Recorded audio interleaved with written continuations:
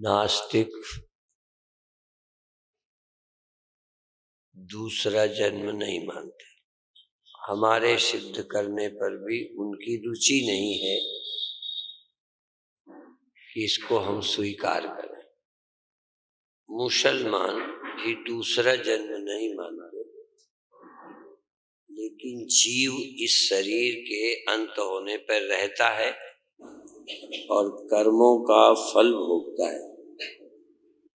भौतिक शरीर में एक बार आना तो मूर्ख को भी मानना ही पड़ेगा, क्योंकि इस बार तो है ही, और इस दुख सुख को भी मानना पड़ेगा। ऐसा कोई नहीं मिला जो इस जन्म को नहीं माने और सुख दुख को नहीं माने। और दुख से बचने के, सुख के पाने की कोशिश नास्तिक से नास्तिक लगा हुआ है। फिर ध्यान दें, मुसलमान इस जन्म को तो मानता है, इस शरीर के अंत के बाद दूसरा जन्म नहीं मानता, पर ये मानता है जीव रहेगा और भगवान कोई देह दे देते हैं जिससे वो स्थायी पुण्यात्मा स्वर्ग भोगता है और पापी नरक भोगता है। थोड़ा आगे हो गया। फिर कुछ लोग, हम लोग बार बार जन्म मानते हैं और कर्मों के फल को भोगते हैं मानते हैं। स्वर्ग जाना भी मानते हैं। आम लोग इस तक ही रहते हैं। कई लोग मोक्ष को इनकार तो नहीं करते, पर वो कहते हैं मोक्ष ठीक नहीं। इसलिए उनका सिद्धांत है कि ये ही जोनि जन्म कर्म बस, जन्म ले जन्म मरण से छुटकारा ना हो। देखो, ये हमारे ही धर्म का एक हिस्सा है कि जन्म हमारा हो, देह में हम आवे, पर देह में आकर हमको इस परमात्मा का सत्य का स्मरण होता रहे, यही मुक्ति मानते हैं। परमात्मा का स्मरण मुक्ति है, परमात्मा का विस्मरण बंधन है। देह का न होना उन्हें प्रिय नहीं है। देह रहित मोक्ष नहीं चाहिए।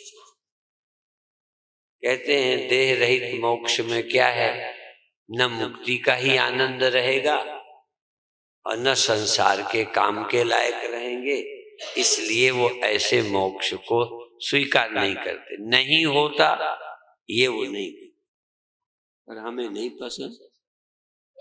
जैसे स्त्री पुरुष हैं, कोई नहीं शादी करना चाहता, ये तो नहीं कहता कोई स्त्री नहीं है, कोई पुरुष नहीं है, पर हमें नहीं शादी करनी।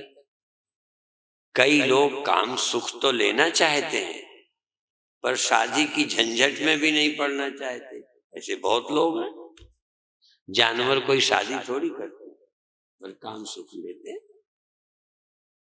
तो भक्ति का सुख मिले और देह रहे, देह फिर छूटेगा, फिर मिलेगा, फिर भक्ति का सुख लेंगे।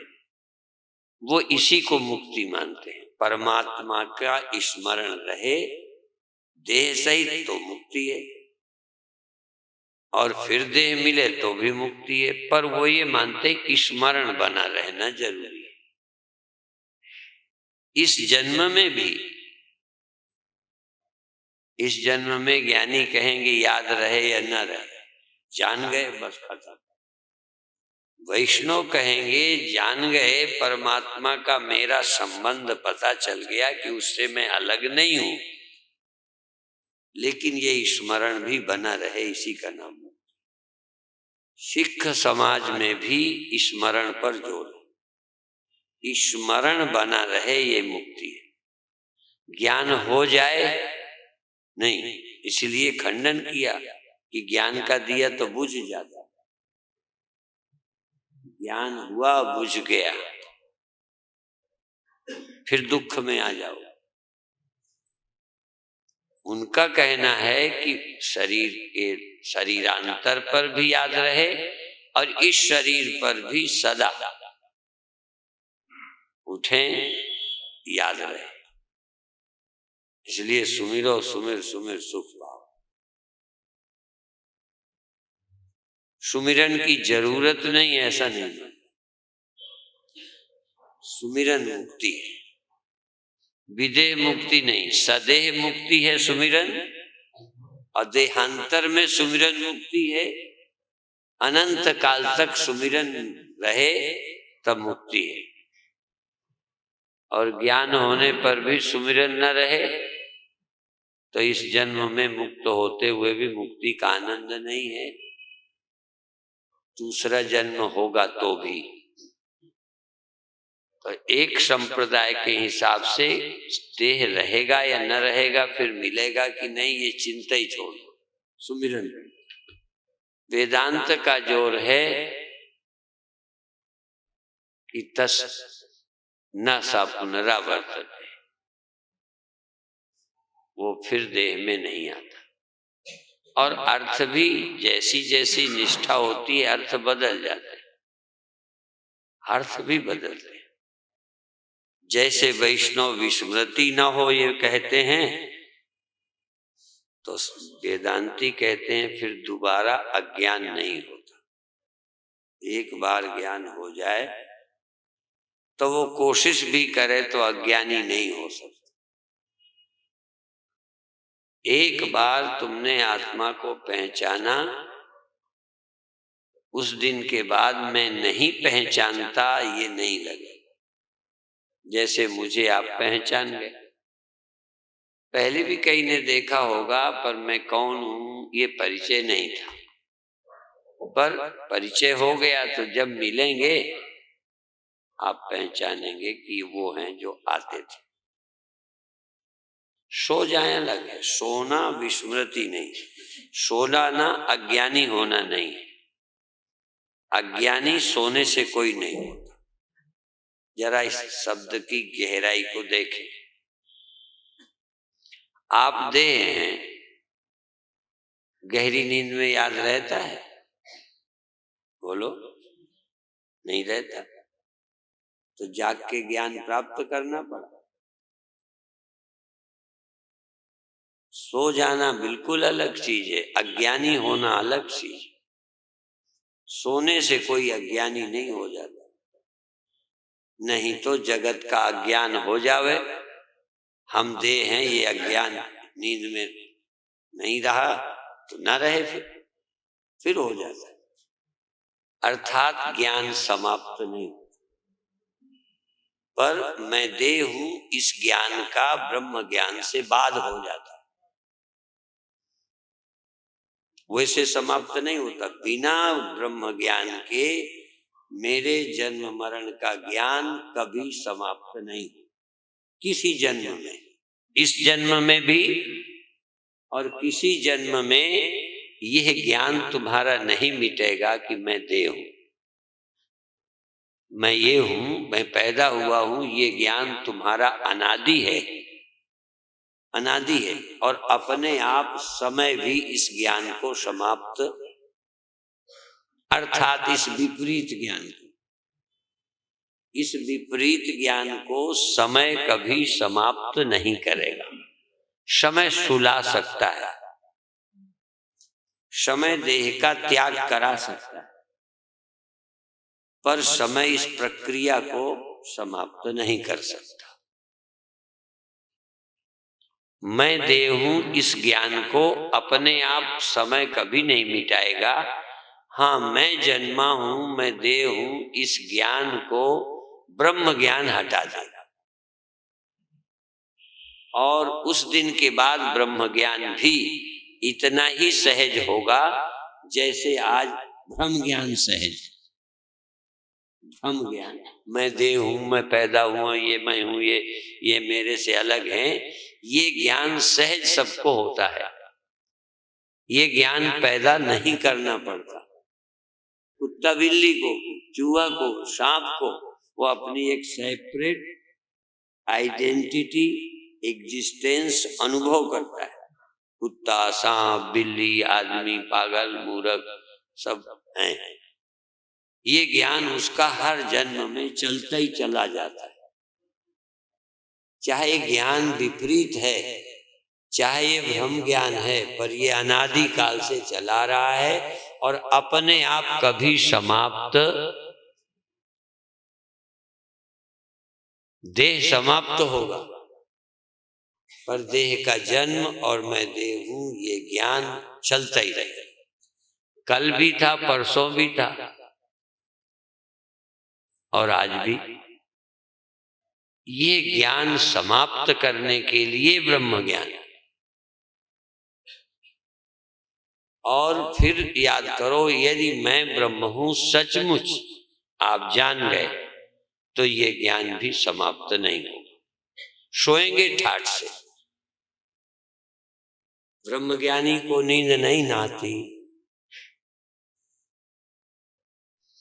तो ब्रह्म ज्ञान में जैसे संसार ज्ञानी सोते हैं, पर संसार ज्ञान उनका समाप्त नहीं होता।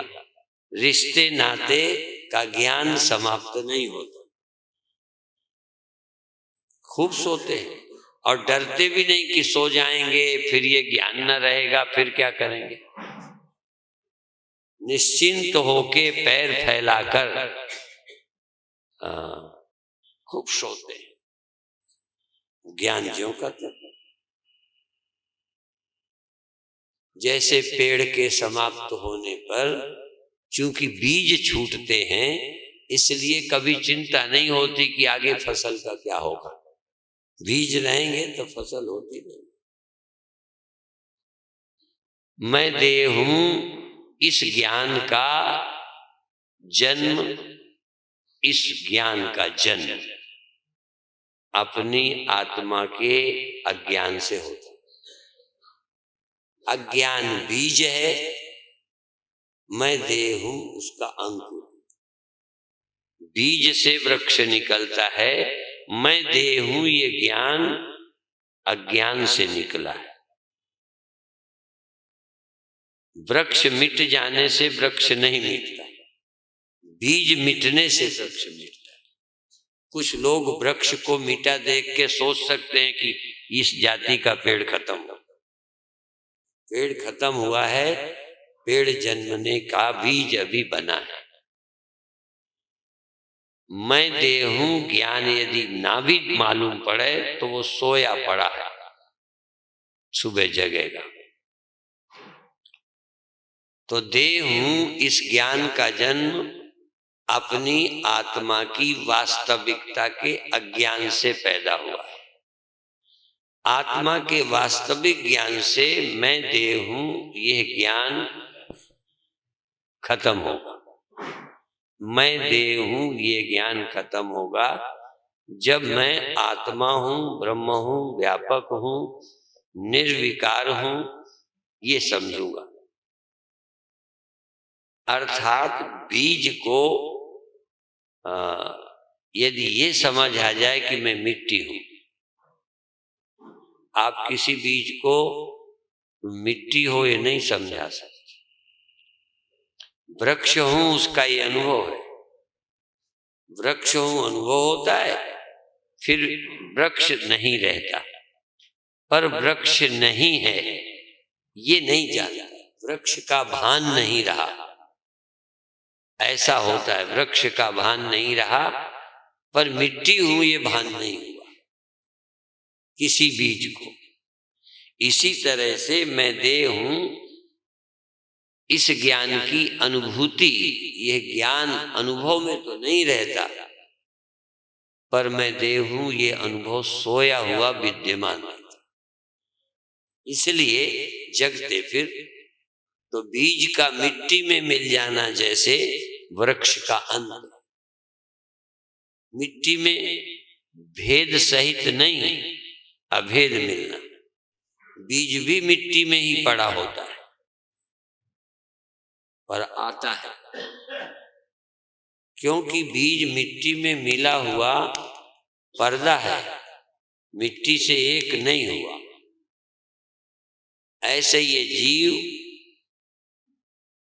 निद्रा में परमात्मा में मिला जैसा रहता है, जगत से मिला हुआ नहीं मालूम पड़ता, पर परमात्मा से कभी नहीं मिला, न मर के मिला न सो के मिला। सोने पर देह का भान नहीं होता, पर परमात्मा से मैं मिल गया हूं, मैं परमात्मा हूं, ऐसा बोध नहीं होता। यह बोध जगाना सबसे कठिन काम है। दुनिया में सबसे यदि कठिन है समझना, तो आत्मा की ब्रह्मता को समझना सबसे कठिन है। क्योंकि हमें ऐसा अकल ही नहीं, सोचे ही नहीं, हमारे अनुभव के बिल्कुल विपरीत। हम अलग, कहाँ व्यापक, कहाँ जागना सोना, कहाँ जागने सोने से रहित। वो तो कोई होगा तो होगा थर्ड पर्सन, वो होगा व्यापक, मैं कैसे हो सकता हूं? वो होगा जन्म मरण रहित, मैं कैसे हो सकता हूं? क्योंकि मेरे अनुभव, ये मेरे अनुभव हैं, ये अनुभव में स्वयं मेरे को पता है। आपसे मैं अलग हूं, ये मेरा साक्षात अनुभव है। मैं दुखी सुखी हूं, साक्षात अनुभव है।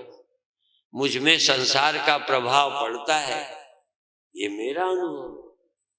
और जगता सोता हूं, देह में आता हूं, देह से मिल जाता हूं, फिर सोता हूं, और शरीर छोड़ूंगा, मरूंगा, तमाम मरे देखे हैं।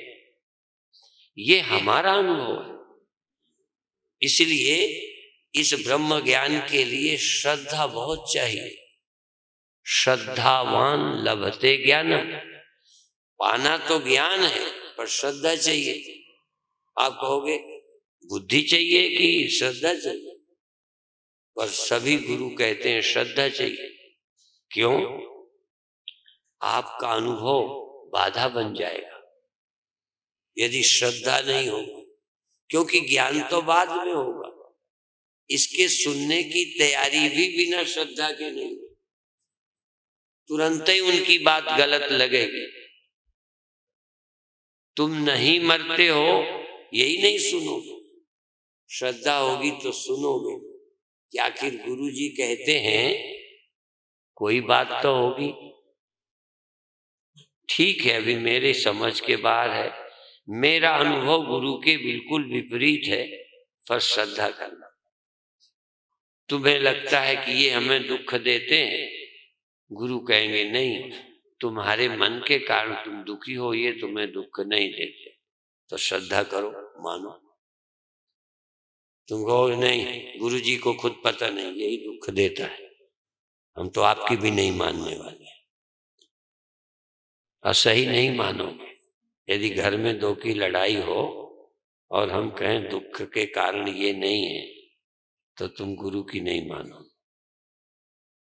कोई मानता ही नहीं।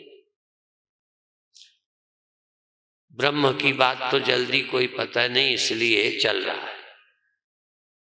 तो देखो, जन्म मालूम पड़ता है हमको, नास्तिक को भी मालूम पड़ता है, अगला जन्म किसी को मालूम नहीं पड़ता। देखो, किसी को नहीं मालूम पड़ता, नहीं एक भी नास्तिक न रह जाता। यदि अगला जन्म हमको ऐसे ही मालूम पड़े, याद रहे, कल आप थे, आज सुबह जागे हो, रात सो गए थे, ये तुम मेरी बात मानोगे कि नहीं? बोलो, क्यों मानते हो? ये इसमें तुम्हारी क्या खूबी है कि तुम मेरी मानते हो? मेरी यदि ये तुम मानते हो कि कल थे तुम, बीच में तुम सो गए थे, आज फिर जगे हो, ये मैं कहता हूं तो आप मानते हो। क्यों मानते हो? क्योंकि तुम्ही को पता है इसमें तुम मेरी नहीं, ये श्रद्धा वद्धा नहीं है ये। इसको कैसे मैं श्रद्धा कहूं? तुम किसी के व्यवहार से दुखी हो जाते हो, तुमने कहा बिल्कुल ठीक है, इसमें कौन सी श्रद्धा है? तुम्हारा निजी अनुभव है, तुम्हारे अनुभव के मेल वाली बात मैंने कह दी, तुमने हाँ हाँ कर दी। तुम पैदा हुए हो, मर जाओगे, यदि ये मैं बताता हूं तो तुम मानते हो? अगला जन्म मानो तो मैं मानू, श्रद्धा है। श्रद्धा तो तब है जो अगला जन्म दिखता नहीं मानो, ठीक है ना? अच्छा, अभी दुख सुख है, पर ये दुख सुख पहले जन्मों के कर्मों के कारण है, यदि ये मानो तो श्रद्धा है। दुख सुख तो सबको हो ही रहे हैं, पर दुख सुख के कारण ये नहीं है मेरे पहले जन्म के कर्म, और ये भी जब दुख देते हैं इनकी ताकत नहीं है, मेरे कर्मों के कारण ये दुख दे पाते हैं और मुझे हो जाता है। लोग गोली भी मारेंगे तो मुझे न लगती, लग इसलिए गई कि मेरा भी प्रारब्ध था, इसलिए लग गई। तो पहले जन्म के कर्मों के कारण है, ये श्रद्धा है। कर्मों का फल आगे भी भोगना पड़ेगा, जन्म लोगे, ये श्रद्धा है। क्योंकि यहां अपनी अकल काम नहीं करती। जहां अपनी अकल काम करती है वहां मानो। अकल तुम्हारी काम करती है कि हम देह हैं, और गुरु कहते हैं देह तुम नहीं हो। ये नहीं है कि श्रद्धा करो तो समझने की कोशिश ना करो, ये नहीं कहा। श्रद्धा करो तो समझने की कोशिश करो। श्रद्धा नहीं करोगे तो लगेगा ये पागल है, हम देह हैं, पैदा हुए हैं, ये कहते तुम देह ही नहीं हो। तुम कहोगे हम जीव हैं, कर्ता भोक्ता हैं, गुरु कहेंगे तुम कर्ता भोक्ता नहीं हो, जीव नहीं हो, तुम ब्रह्म हो। तो नहीं समझ आया तो भी श्रद्धा करो, कल समझ आ जाएगा। इसलिए श्रद्धावान लभते ज्ञानम, श्रद्धावान ज्ञान प्राप्त करते हैं। नास्तिक श्रद्धा नहीं करते ग्रंथों पर, गुरुओं पर, तो नहीं मानते, और तुम मना भी नहीं सकते। ना अगला जन्म तुम उसे दिखा सकते हो, न पिछला याद करा सकते हो, नहीं मानते। क्यों नहीं मानते? कहते हमारे को क्यों माने, हमें तो पता ही चले तो मानेंगे। इस जन्म के दुख को नास्तिक न माने तो हम जाने। इस जन्म में जो कष्ट होता है, रोग होता है, दुख आता है, नींद होती है, क्रोध आता है, काम पागल कर देता है, लोभ में मारे मारे फिर रहे हो, मान के लिए बड़े बड़े कोशिश कर रहे हो, और थोड़ा मिलता भी है, ये तुम्हें सच्चा लगता है। अब ये तो मानते ही हो, तो ये मेरे कहने से मानते हो क्या? गुरुवाणी के कारण मानते हो। उपनिषद में लिखा है, गीता में लिखा है, इसलिए मानते हो कि दुख है, तो सीधा दिखता है। इसलिए ये श्रद्धा की जरूरत नहीं है, ये तो तुम्हें मालूम पड़ता है। श्रद्धा किसके लिए चाहिए? जो अभी हमारी समझ में नहीं आता, उसके लिए श्रद्धा चाहिए। और श्रद्धावान लभते ज्ञानम, तथा एक और बात है, अज्ञात ज्ञापकत्वम शास्त्र रक्षणम। शास्त्र क्या है, गुरु क्या करता है? जो नहीं पता वो समझाता है।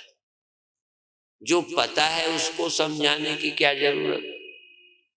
तुम्हारे मन में दुख है, ये तो मालूम, तुम खुद ही कहते हो महाराज बहुत परेशान रहते, तो तुम तो खुद कहने आए हो, हमने थोड़ी कहा कि तुम परेशान हो।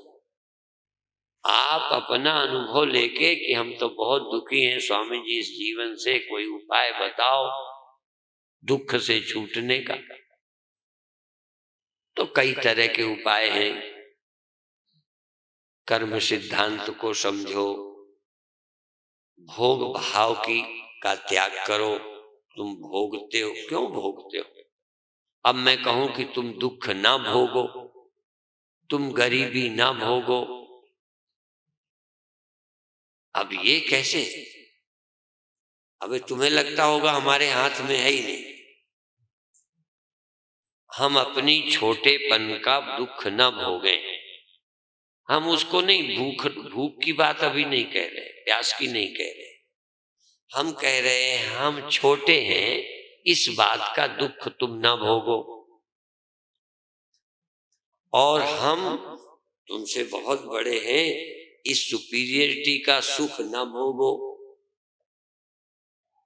बड़े होने का सुख होने लगता है कि नहीं? बोलो। और इनफीरियरिटी का, छोटे होने का दुख होता है कि नहीं? अब ये ना हो, इसके लिए क्या करें?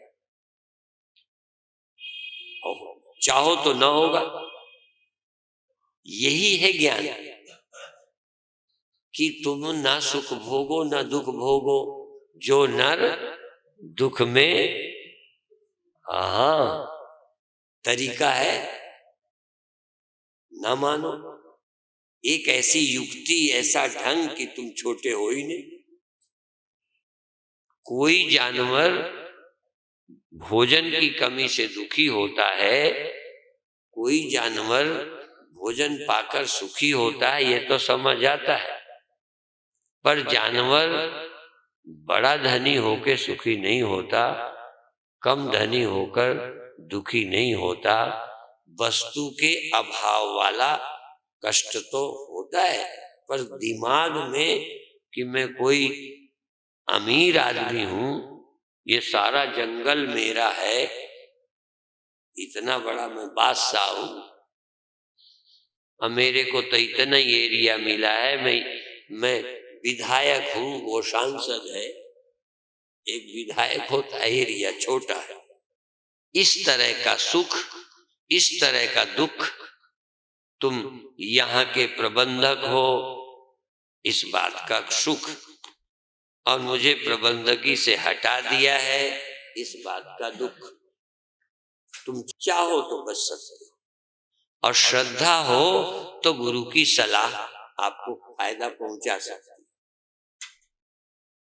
और यदि तुम कहते हो ये हो ही नहीं सकता, ये हो ही नहीं सकता, ये मान के चलो, तो गुरु की बात ही नहीं। भूख से तुम न छूटो। भूख से छूटने के लिए मेरा प्रवचन नहीं मानो, आप अपना अनुभव मानो।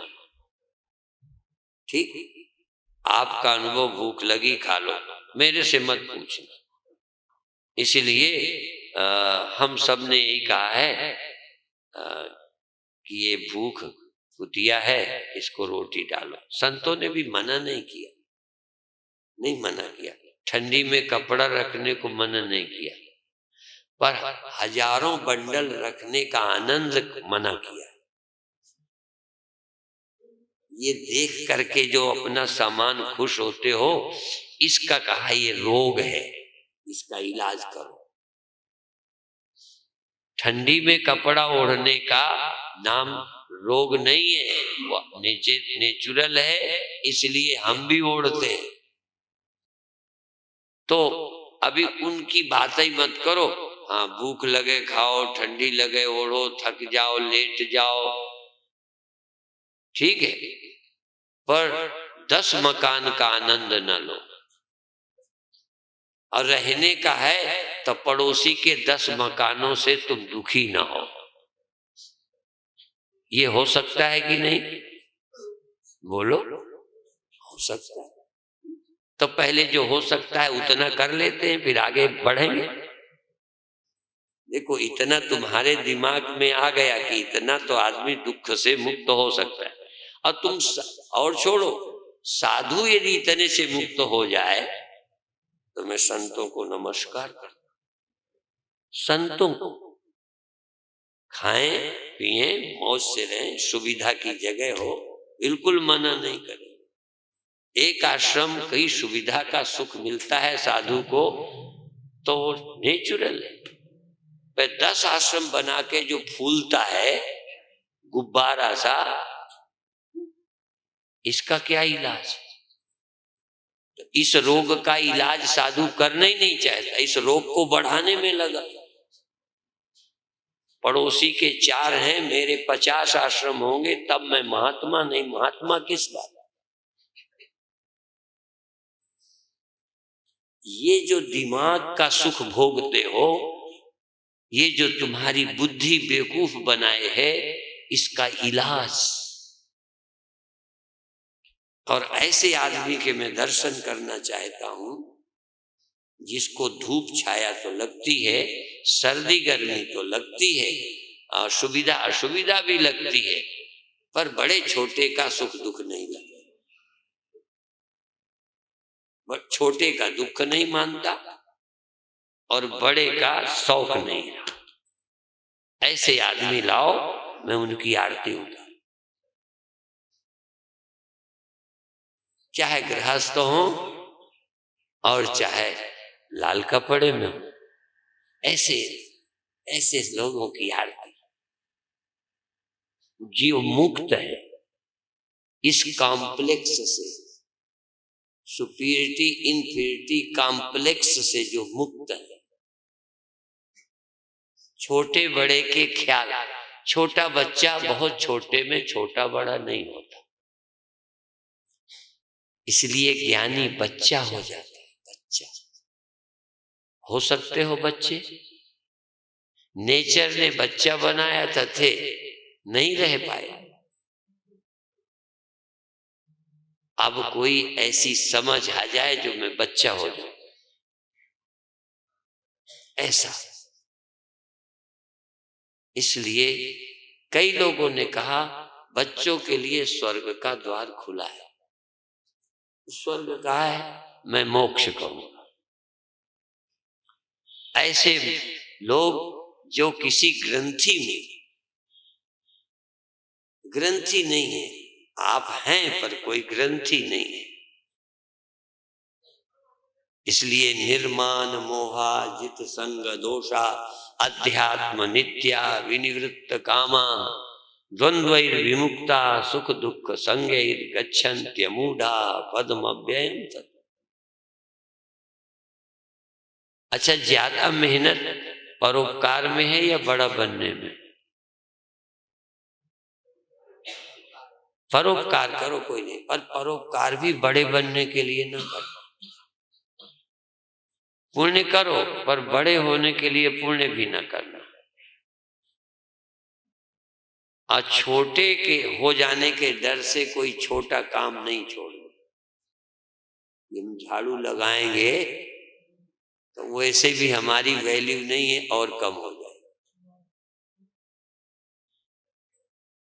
आश्रम की सेवा में छोटे होने का डर न रहे, और आश्रम में बड़े होने की कोशिश न रहे कि कब मेरा गुरु भाई मरे तब मेरा नंबर।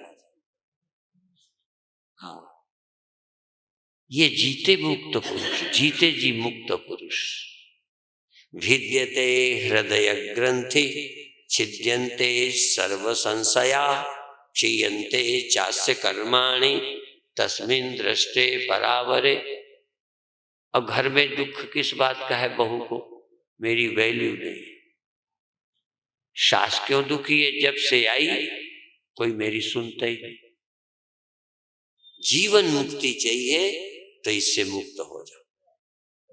इस तरह का कोई कांटा चुभता ही नहीं। छोटा होने का कोई कांटा नहीं, बड़ा होने का कोई रस नहीं। अब जीते हैं आनंद में। अभी मैं ब्रह्म ज्ञान की बात नहीं कर रहा, पर बिना ब्रह्म ज्ञान के शायद ये सोच भी नहीं पाओ। थोड़ा विवेक होगा तो ये बात समझ आएगी। ब्रह्म ज्ञान की बात सुन के भी यदि मन आपका वैसे ही है अशुद्ध, तो मुक्ति का आनंद नहीं मिलेगा। और बिना ब्रह्म ज्ञान के यदि मन तुम्हारा इतना अच्छा है तो वो अच्छा टिकेगा नहीं। नहीं तो बचपन में तो मुक्त ही। यदि अब मुझे बचपन आ जाए मैं कभी नहीं गंवाऊंगा। यदि विवेक द्वारा अब मुझे बच्चों जैसी सरलता आ जावे तो वो सरलता फिर मैं कभी नहीं खो सकता। पहले जितना मन निर्मल था जब हम बच्चे थे वो खो दी। यदि बच्चे जितनी निर्मलता ज्ञान के बाद आ जाए तो अपन क्यों खोएंगे। जिस आनंद के लिए बड़े बनते थे, छोटे बनने का डर था, अब ये डर खत्म हो गया। इतना अच्छा सुख है, क्यों गंवाएंगे। इसलिए ज्ञान से आया बचपन अमर रहता है। प्रकृति से मिला बचपन चला जाता है। ज्ञान से मिली मुक्ति नींद से नहीं, नींद से मिली मुक्ति अहंकार से दुख से चली जाती, पर ज्ञान से मिली मुक्ति परमानेंट होती। बहुत आसान है, पर हम जिनके बीच रहते हैं थोड़ा तुम हिम्मत भी करते हो मान अपमान से परे होने की, पर पड़ोसी जब रोब दिखाता है तो कहते फिर तो हमें भी, क्योंकि भीतर तो दबा है ना। हिम्मत तो थोड़ी की थी। नहीं, पड़ोसी यदि मान नहीं देता तभी तो निर्माण का पता चलेगा। नहीं तो शीर्षासन करता मान चाहते। मेरे में है ऐसी कमी, ज्यादातर मैं पीछे बैठ लेता हूं जहां बहुत भीड़ होती है, पर पीछे बैठने में लगता है लोग कहेंगे स्वामी जी बहुत ऊंचे हैं, देखो कितने सरल है, पर फंसा फिर मान में। आगे बैठने वाले तो महामूर्ख है, पीछे बैठने वाला चालाक है। सीधा सीधा मान पाने वाले नजर आते हैं कि अब देखो मान का भूखा है, ये आगे आगे हो रहा है, फोटो के लिए आगे आ गए। मान चाहने वाले सीधे नजर आते हैं। खिलाड़ी मान चाहने वाला बड़ा जल्दी नहीं पकड़ आता, हाथ जोड़ता है, पीछे बैठता है और मरता उसी मान के लिए। भूख वही है, नेचर नहीं बदली। करेंगे चोरी पर वो इधर डायरेक्ट वो इनडायरेक्ट, मिलना उसी को है। इधर जा रहा है जिधर वो खड़ी है, वो इधर जा रहा है और जाके घूम के मिलेगा वो। ये प्रेमी लोग ना बड़े खिलाड़ी होते हैं। तो वो तो ऐसे ही हम मान के प्रेमी हैं, पीछे बैठ के मिल उसी से रहे हैं जिसका हमें प्यार है।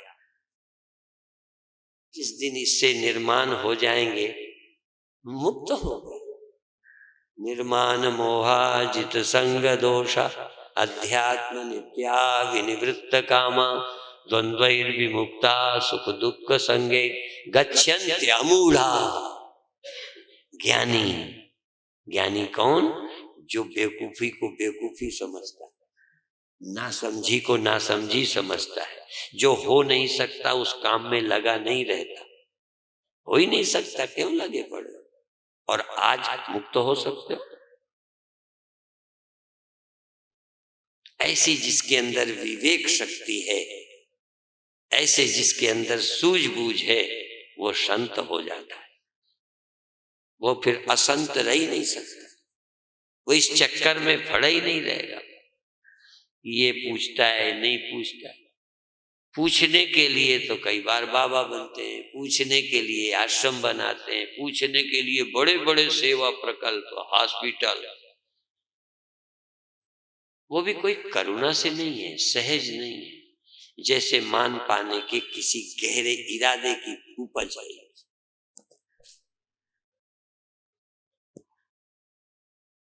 मैं ये नहीं कहता परोपकार, यदि तुम धोखा देकर स्थूल पदार्थ इकट्ठा कर रहे हो मान के लिए, तो यदि आप देकर मान पाते हो बुरा नहीं है, ये जरा ध्यान रखना, पर मुक्त नहीं है। यदि आप हॉस्पिटल बनाते हो, आश्रम बनाते हो, चेला बढ़ाते हो तो बुरे नहीं हो, अच्छा काम कर रहे हो, पर मुक्त नहीं। यदि चेलों से तुम्हारी वृद्धि हो रही है, यदि चेलों से गुरु का विकास हो रहा है, क्या विकास और क्या पतन, कहीं न कहीं फिर हम बंधे हुए हैं। परोपकार करना बुरा नहीं है,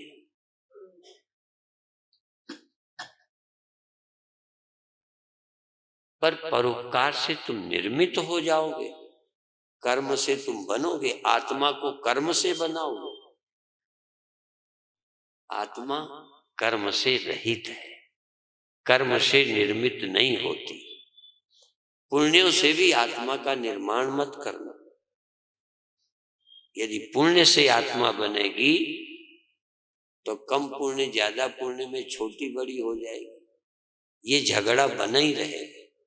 यदि आप मुक्त होना चाहते हैं तो कोई कॉम्प्लेक्स नहीं, बड़ा कठिन है। हम लोग सावधान रहते हैं तब भी कब गिर जाते हैं। हाँ, कहाँ आत्मा को भूल जाते हैं, कहाँ अहंकार में आ जाते हैं, कहाँ कॉम्प्लेक्स, बड़ा हूं छोटा हूं ये हो गया। ये इतना कर्म में जो रस है ना, वो भी बड़ा होने के ख्याल से। हमारे ऋषि कहते हैं कर्म से सुख लोगे तो स्वल्प सुख मिलेगा। तालाब, समुद्र छोड़कर तालाब, ज्ञान समुद्र है, आत्मा सागर है, और तुम तालाब बनते हो पुण्य करके। लगता है बड़े, पर तुम बनने लगे। जो बिना बने तुम्हारी स्वच्छंदता है, आकाश है, वो न रहा। तो इसलिए अपने आप को कर्म से निर्मित मत करो। कर्मजन्य नहीं हो। कर्मजन्य न देह रहेगा, न कर्मजन्य सुख रहेगा, न कर्मजन्य बड़प्पन रहेगा। तुम हो क्या, ये पहचानो। तुम हो क्या? तुम अजन्मा हो, अविनाशी हो। तुम बिगड़ते नहीं, तुम बनते नहीं, तुम पैदा नहीं होते, तुम मरते नहीं। तुम शुद्ध भी नहीं होते, अशुद्ध भी नहीं होते। कर्मों से हम शुद्ध नहीं होते, कर्म से हम अशुद्ध भी नहीं होते। हम स्वतः शुद्ध हैं, स्वरूप से, नेचर से ही शुद्ध है। कर्म से शुद्ध होने का मतलब है कि कुछ गड़बड़ है। कर्म से गंदे बर्तन को साफ करो, अंतःकरण शुद्ध होता है। इसलिए हमारे ग्रंथ कहते हैं चित्त शुद्ध है कर्म न तो वस्तु उपलब्ध है। चित्त को शुद्ध करने के लिए कर्म है, आत्मा होने के लिए कोई कर्म नहीं है। बहुत तो कर्म, पूज्य हरिगिरि जी महाराज से, जैन संतों से जम्मू में बहस हुई। हम भी थे, नाम नहीं लेंगे। तो पूज्य हरिगिरि जी कहते आत्मा होने के लिए किसी कर्म की जरूरत नहीं है। आत्मा यदि शुद्ध है तो कर्म नहीं करना। यदि अशुद्ध ही है मान लो, तो कर्म से कब तक शुद्ध करो। इसलिए आत्मा नित्य नित्य शुद्धम निराभासम निराकार निरंजनम। भले गुरु के लिए कहा या आत्मा के लिए कहा, कैसी है आत्मा? नित्य शुद्धम, नित्य शुद्ध, निराभासम। यह आभास पैदा होता है, सोता है। आत्मा निराभास है। आत्मा स्वयं आभास नहीं है, आत्मा के रहते आभास है, पर आत्मा तो निराभास है। शीशा लगाया तो मेरा मुख दिखता है, पर वो जो दिखता है ये प्रतिबिंब है। बिंब तो बिंब ही है, शीशा के सामने तब भी मुख मुख है, शीशा हटा लो। अच्छा, शीशा लाने पर मुख डबल होते हैं, बढ़ जाते हैं, दिखते हैं। इसलिए मेरा मुख शीशे से बढ़ता नहीं, और शीशा हटाने पर दो मुख एक रह जाते हैं। बोलो, शीशा लगाने पे दो हो जाते हैं, लगते हैं कि हो जाते हैं। तो नित्य शुद्धम निराभाषम निराकार निरंजनम, बस ये आपका लक्षण है। ये तुम नित्य शुद्ध हो, पर हमें लगेगा जैसा मन तैसे हो। इसलिए थोड़ा पहले मन को शुद्ध कर लो, इसलिए कि तुम मन के अनुसार सोचे बिना रह नहीं सकते। पुण्य करके थोड़ा अच्छे लगोगे, पाप करके ग्लानि कुंठा करोगे। अभी तुम कर्म में बंधे हो, मन में बंधे हो, इसलिए शुद्ध करो। अभी ज्ञान के पात्र जब शुद्ध कर करके हार जाओ, देखो अभी मत बंद करना पुण्य। जब पुण्य करके शुद्ध करके फिर भी जरा सा गड़बड़ हो, तब कहना ये मन है, मैं मन नहीं हूं। पहले यदि कह दोगे मैं अशुद्ध शुद्ध नहीं होता, ये तो तुम और मनमानी करो। इसीलिए बड़ा डर है।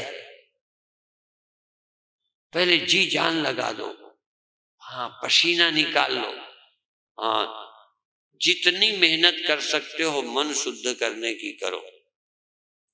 जितना बच सकते हो सोने से बचो, बिल्कुल गुड़ा केस बन जाओ। फिर भी जब नींद आवे ना, तब कहना ये अंतःकरण का धर्म। फिर गुरु की बात मान लेना, फिर उपनिषद की बात मान लेना, फिर अपनी आत्मा में जन्म मरण आभास आदि सब मिथ्या है। तुम नित्य शुद्ध, नित्य शुद्ध, कभी भी अशुद्ध नहीं होते। ये ख्याल में लाना, ये याद करना, और सिर्फ सुमिरो, बस याद करो। पर मैं पापी हूं ही नहीं, मेरे में कमी है ही नहीं, ये मानना बोलो आसान है? नहीं है आसान। मानने की गति कहीं नहीं, मान लेने का कमाल, मान लेने की शक्ति, मान लेने की महिमा, कर करके मानोगे। देखो यही वेदांत हम पहले सुनते थे कि आत्मा न जगती है न सोती है, तो लगता था हम जगते हम सोते हैं, क्या बोलते क्या है। अब भी जगना सोना है, पर अब ये मन ने मान लिया कि जगना सोना अंतःकरण का धर्म है, मेरा नहीं है। जन्म मरण देह का है, मेरा नहीं है। ऐसा मैं मिला, ऐसा मैं मुझे मिल गया जो मैं देह नहीं है। ऐसा मैं मिल गया जो मन नहीं है। ऐसी मैं मिल गई जो सोने से सोती नहीं और जगने से जगती नहीं। जगने से जगती है, सोने से सोती है। ऐसी आत्मा तो पहले थी मेरे पास, जब गुरु नहीं मिले थे। पर जब से गुरु मिले, ये जगने वाला मैं नहीं रहा और सो जाने वाला मैं नहीं रहा। ये सोना जगना मात्र प्रतीति, आभास मात्र। अब समझ आया, निराकार निरंजनम, मैं निराकार हूं और निरंजन माया रहित हूं। माया का मुझ में स्पर्श नहीं है। जब नहीं समझता था, अपने को आभास मानता था, माया हावी थी, वो जगा देती थी, सुलाती थी, और उसके सुलाए को मैं सोना, उसके जगाए को जगना मानकर माया जैसा नचाती थी, जैसा दिखाती थी, वैसे ही देखता हूं। अब माया कुछ दिखाए, मैं माया के अनुसार नहीं देखता, अब मैं भगवान कृष्ण की गीता के अनुसार देखता, अब मेरे को कृष्ण की नजर मिली है, अब मुझे गुरुओं की दृष्टि मिली है, उस दृष्टि से देखना आ गया है कि ये धर्म किसके हैं और मैं क्या हूं। ये बात प्राप्त करना चाहिए। तो अब पुस्तक जाने के पहले हम जो प्रयत्न करके होना है, क्योंकि बिना प्रयत्न के अप्रयत्न में छलांग नहीं लगेगी। नित्य प्राप्त को पाने के लिए करना कुछ नहीं, पर नित्य प्राप्त को पाने को तुम राजी ही नहीं होगे जब तक तुम पापड़ नहीं बेलोगे। इसलिए पापड़ बेलना है। शुरू करें? क्या करें? तुम एकाग्र रहना, तुम होश में रहना, ठीक, और कुछ क्रिया करना और होश में रह के नींद ना आने देना। अभी तो नींद ना आने देना, ये उपदेश बाद में बताएंगे कि नींद तुम्हें आती ही नहीं, अभी नहीं। अभी तो क्रोध ना आने देना, अभी मन में बैर ना आने देना, अभी लोभ ना आने देना, ईर्ष्या नहीं करना। इसको प्रैक्टिकल मन के स्तर पर, अभी आत्मा की बात मत करो। ईर्ष्या नहीं करो, द्वेष नहीं करो, घृणा नहीं करो, निंदा नहीं करो, अंदर से हाँ ये सब हटाओ। जब भी किसी से जलन आवे, निंदा छोड़ दो। गुरु की आज्ञा, उपदेश पहला। जब ये हो जावे, फिर तुम जब कहोगे स्वामी जी हटाते हैं, 2 दिन हटाए रहते हैं, फिर आ जाता है, तब हम कहेंगे कि तुम मन नहीं हो, तुम आत्मा हो। और आ भी गए तो स्वप्न में तुम बिना मरे नहीं मरे थे, जागे क्या हुआ है, गया। तब वो क्रोध तुम्हारा धर्म नहीं रहेगा, तब वो विकार तुम्हारा धर्म नहीं रहेगा। तुम में वो क्षमता आ गई कि जान सकते हो, अब बिना मतलब वाला क्रोध नहीं करोगे, और मतलब वाला आएगा तो आ गया और गया। जितना कर सकते हो पहले करो, और प्रेम करो, प्रेम का आनंद लो खूब। नाम की मस्ती, ध्यान की मस्ती, जाप की मस्ती, कीर्तन की मस्ती और एकाग्र। वो कीर्तन पहले सदेह करो, फिर इस देह के बिना मन से करो। हाँ, पहले तन से और फिर बिना तन के मन से। हाँ, जहां हाथ हिले नहीं पर कीर्तन चल रहा, जबान बोलती नहीं पर जाप चल रहा। तन को छोड़कर मन से करो, फिर मन को छोड़ दो, मन को भी छोड़ो। वो क्रम से, एक दिन में सब नहीं छोड़ पाओगे, इसलिए क्रम के लिए ध्यान है।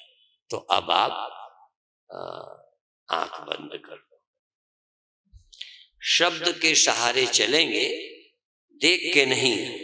किसी को गलत हो चिंता मत करना, वो मेरी जिम्मेदारी है। आप आंख बंद करोगे और आंख बंद करके श्वास लोगे और थोड़ा फेंक दोगे, बस जितना कहूं। फिर ले लो, फिर फेंक दो। थोड़ा जल्दी ले लो और जल्दी फेंक दो। जैसे मैं चल रहा हूं, कह रहा हूं, इसी तरह से खूब उत्साह से, एकाग्र हो, होश से, प्रेम से, श्रद्धा से, साधना समझ के श्वास लेना और फेंकना, श्वास लेना, फेंकना। और इसके लिए यदि शरीर भी थोड़ा हिलता है तो हिलने दो, कोई बात नहीं। हाँ, तन और मन, श्वास भी लेते हैं, शरीर भी हिल जाता है खूब, कोई बात नहीं, बेरोक ठोक।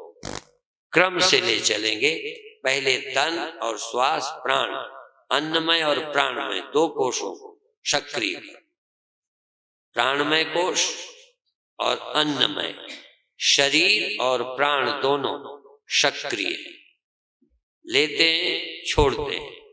लेते में भी शरीर फैलता है, फेंकने में भी झटका लगता है, शरीर कुछ करता है।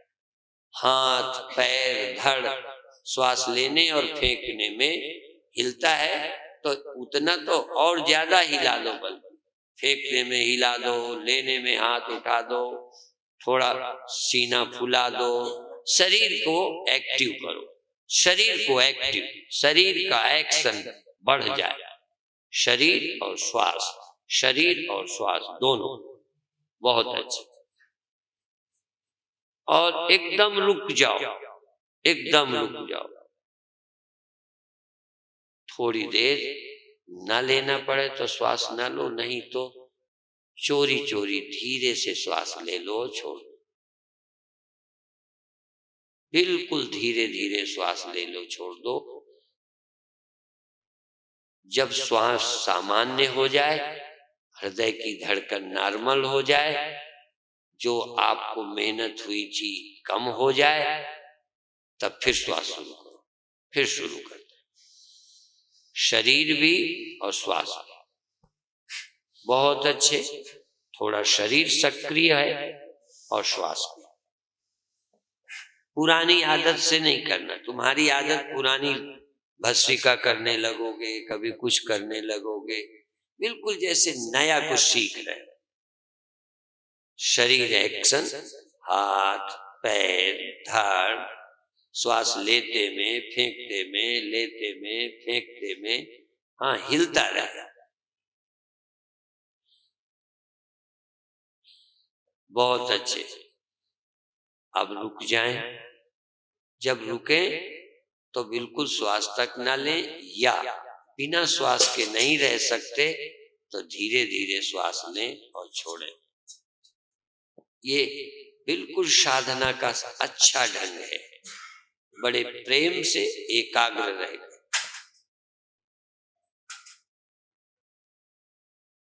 कोई प्रयोग 3 बार करना। अब तीसरे बार फिर शुरू करें, फिर श्वास और शरीर, बहुत अच्छे। शरीर और श्वास दोनों एक्टिव है, प्राण भी और शरीर, प्राण भी, और तुम सजग हो, तुम होश में हो। तुम क्या करो, एकाग्र बने रहो, प्रसन्न बने रहो, होश में बने रहो। एकाग्र, प्रसन्न और होश। शरीर को देखते रहो, अंदर अंदर श्वास को जानते रहो, बहुत अच्छे, बहुत अच्छे। अब रुक जाएं, सब कुछ रुके, पर जो नहीं रुक सकता उसे मत रोके। श्वास आवश्यक है तो ले लें, छोड़ दें, लेकिन शरीर अब निष्क्रिय है।